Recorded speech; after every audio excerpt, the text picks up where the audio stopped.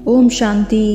एक बार अव्यक्त बाप दादा से दादियों ने एक प्रश्न पूछा, बाबा आपने दादी गुलजार ही को अपना रथ क्यों चुना?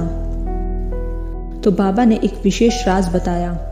बाबा ने कहा, दादी ने अपनी एनर्जी की बचत की है। बाबा ने कहा, दादी ने अपने संकल्पों की एनर्जी और बोल की एनर्जी की बचत की है।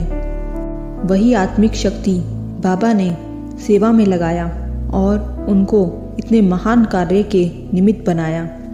दादी स्वयं भगवान का रथ बन गई। दादी का पूरा जीवन योग पे बहुत ध्यान रहता था। वे अपने संकल्पों को सदा समर्थ रखते थे और बहुत कम बोलते थे।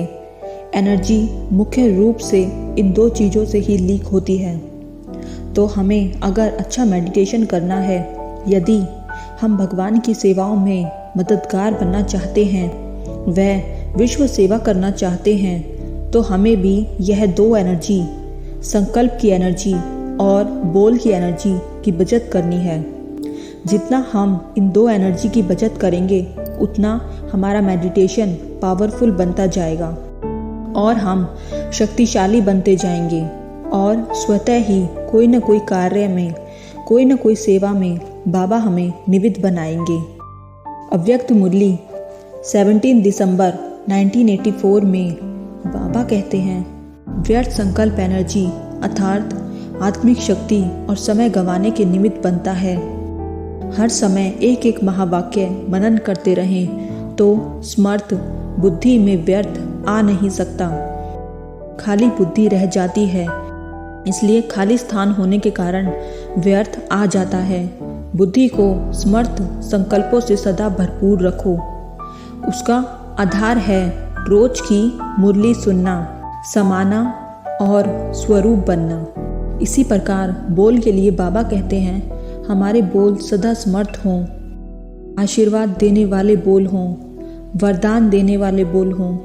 हमें अटेंशन रखना है कि हमारे बोल द्वारा सभी को सुख मिलना चाहिए, आशीर्वाद वरदान मिलना चाहिए, परमात्मा का ज्ञान मिलना चाहिए।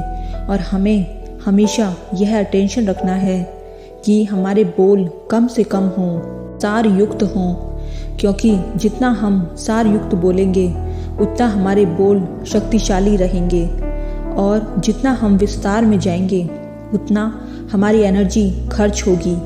एक मुरली में बाबा ने कहा, जो सार में रहता है वह सदा शक्तिशाली रहता है, उड़ते रहता है, और जो विस्तार में रहता है वह खाली रहता है और उछलते रहता है।